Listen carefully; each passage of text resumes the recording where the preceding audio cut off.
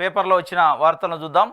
అభివృద్ధికి సైరన్, సుపరిపాలనకు ఆనవాలు, సాంకేతికతకు సంకేతం, రాగద్వేషాలకు అతీతం, అభివృద్ధిపైన అకుంఠిత దీక్ష, సంక్షేమమే శ్రీరామరక్ష, సమర్థులకు పగ్గాలు, క్రమశిక్షణకు పెద్దపీట, అధికార వర్గానికి ప్రేరణ, అన్ని వర్గాల నుంచి చంద్రబాబుకు ప్రశంసలట. చంద్రబాబు నాయుడు గారు నెల రోజులు దాటిన సందర్భంగా ఒక వార్తను రాసింది ఆంధ్రప్రభ.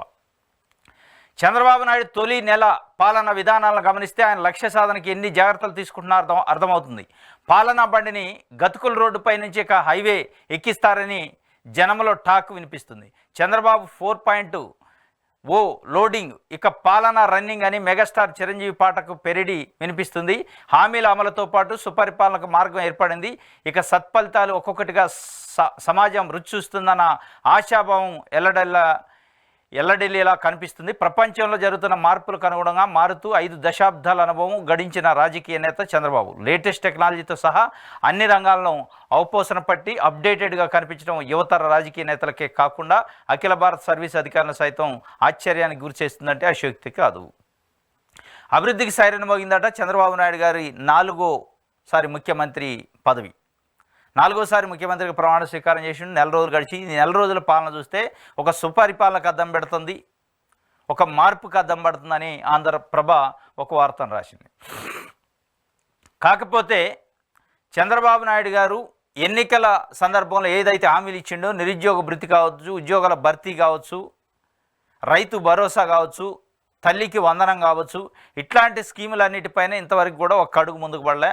ఆర్టీసీలో ఉచిత బస్ ప్రయాణం కావచ్చు, మహిళలకి 1500 రూపాయలు పెన్షన్ కావచ్చు, ఇట్లాంటి విషయాలపైన ఒక్క అడుగు కూడా ముందుకు పడలే. కానీ అనేక హామీలు ఇచ్చారు.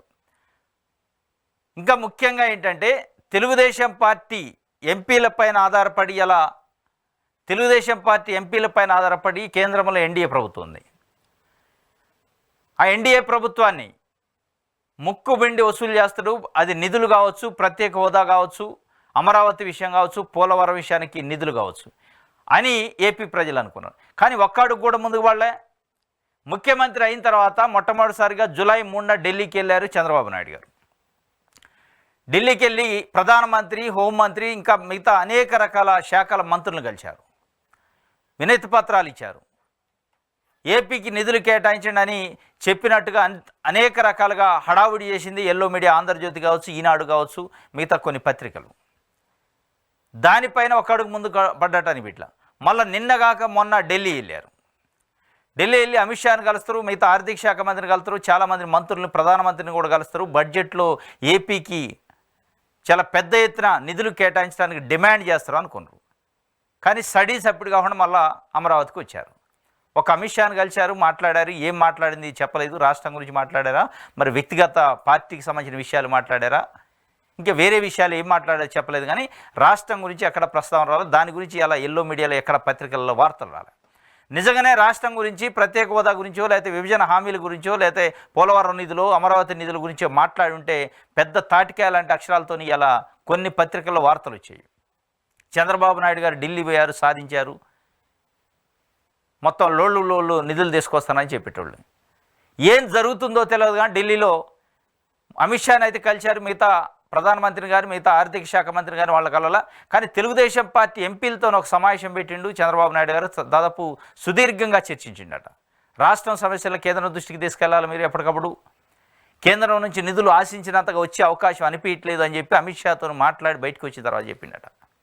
మరి దీని వెనక అంతా చూస్తుంటే కేంద్రం నుంచి సరైన సహకారం చంద్రబాబు నాయుడుకి లేదా, చంద్రబాబు నాయుడు గారు ఆ స్థాయిలో గట్టిగా అడిగే సాహసం చేయట్లేదా, ఆయనకున్న కొన్ని వ్యక్తిగత కారణాలతోని అనేది పెద్ద ఎత్తున అనుమానం వస్తుంది.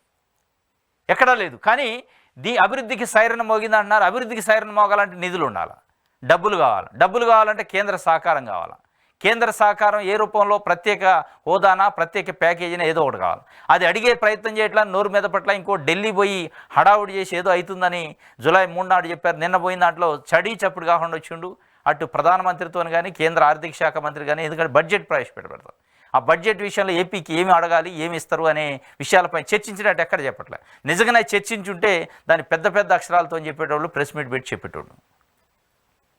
మరి ఆయన పోయిన విషయం రాజకీయ విషయమా, వైఎస్ఆర్సీపీకి సంబంధించిన రాజ్యసభ ఎంపీల మద్దతు మనకి ఎన్డీఏ ప్రభుత్వానికి అవసరం ఉంది, వాళ్ళ జోలికి పోవద్దని ఏమన్నా క్లాస్ పీకారా అమిత్ షా గారు? చంద్రబాబు నాయుడు గారికి. వాళ్ళతో జాగ్రత్తగా బ్యాలెన్స్ మెయింటైన్ చేయండి, అడ్డగోలుగా పోవద్దని. ఇంకా ఉల్టాగా కేంద్ర ప్రభుత్వమే చంద్రబాబు నాయుడు గారిని కంట్రోల్ చేస్తుంది అనే పరిస్థితికి ఇలా ఈ అనుమానాలకు తావిస్తుంది. ఏది ఏమైనట్టుగా అభివృద్ధికి సైరణ మోగాలంటే కేంద్ర సహకారం కావాలా, సహకారం తీసుకునే పరిస్థితి ఇప్పుడు లేనట్లే అనిపిస్తుంది.